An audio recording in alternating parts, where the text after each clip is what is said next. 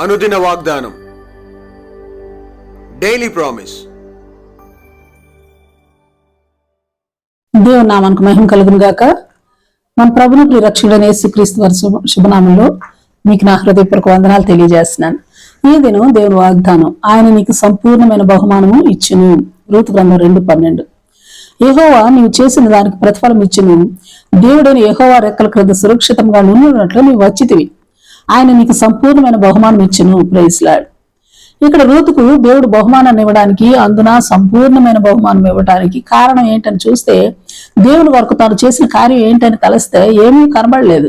కేవలం తన దేవుని నమ్మి వచ్చింది. తన అత్త సాక్ష్యం ద్వారా విన్న మాటలను నమ్మి సజీవమైన దేవుని గూర్చి ఆశతో తన అత్త సేవించిన దేవుని తాను సేవించటానికి వచ్చింది. అంతే, అంతకుమించి ఏమీ లేదు. Praise lord.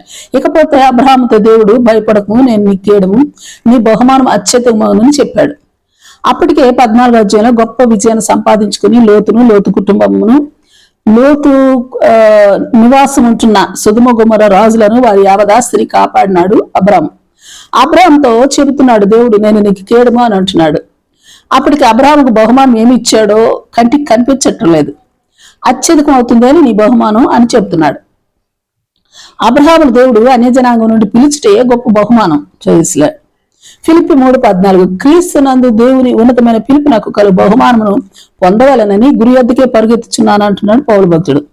అవును, దేవుడు తన కొరకు ఎంపిక చేసుకుని పిలుచుటయు మనకు గొప్ప బహుమానం.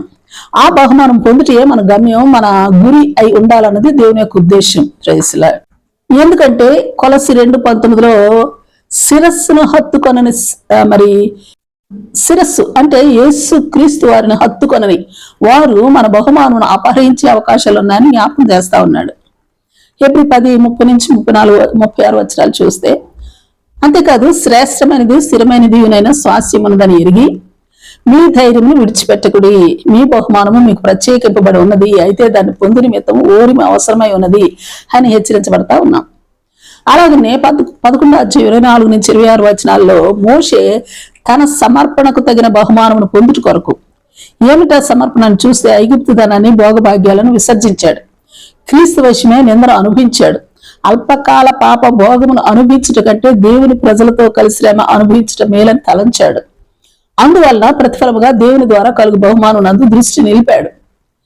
ఎందుకంటే సామెతలు 11:18, నీతిని విత్తువాడు శాశ్వతమైన బహుమానము పొందును. యెషయా 49:4, మన న్యాయకర్తయు ఆయనే, మన బహుమానము మన న్యాయకర్త అయిన దేవుని యొద్దనే ఉన్నది. మరి అలాగే యెషయా 40:10, అవును, మన బహుమానము ప్రభువుకు యెహోవా యొద్ద ఉన్నది. తాను శక్తి సంపన్నుడై వస్తాడు, తాను ఇచ్చు బహుమానమును మనకు ఇస్తాడు. ఆయన తాను పిలిచిన వారికి ఇచ్చు బహుమానం, మరి ప్రభు కొరకు శ్రమలు పడ్డ వారికి ఇచ్చు బహుమానం, ఆయన మరి తాను తన కొరకు దేవుని కొరకు త్యాగం చేసిన వారికి ఇచ్చి బహుమానం. ఆయన తాను శక్తి సంపన్నుడే, న్యాయకర్తే వస్తాడు. ఆయన మన కొరకు సిద్ధపరిచిన బహుమానాన్ని తీసుకుని వస్తాడు. అది సంపూర్ణమైన బహుమానం. Praise Lord. అది సకల విద్యా ప్రావీణ్యుడైన మోషేకి ఇచ్చాడు. ఆస్తి అంతస్తులను అబ్రహాముకు ఇచ్చాడు. దిక్కులేని ఎన్నికలేని భేద విధవరాలైన రూతుకు ఇచ్చాడు.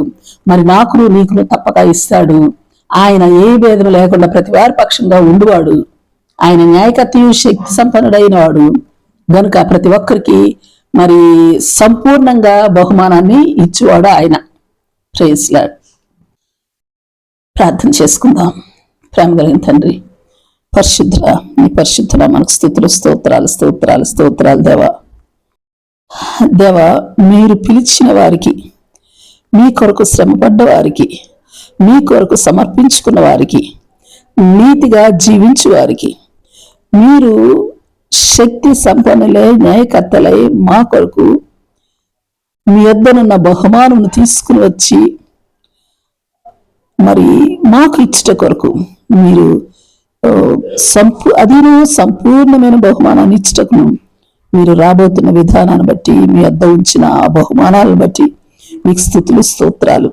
అయితే మేము వాటి కొరకు ఓపికతోను దేవా ఆ గురిని నిలిపి, శ్రద్ధను నిలిపి ఆ బహుమానం పొంది నిమిత్తం దేవా, నీ కొరకి వేచి చూచే కృప,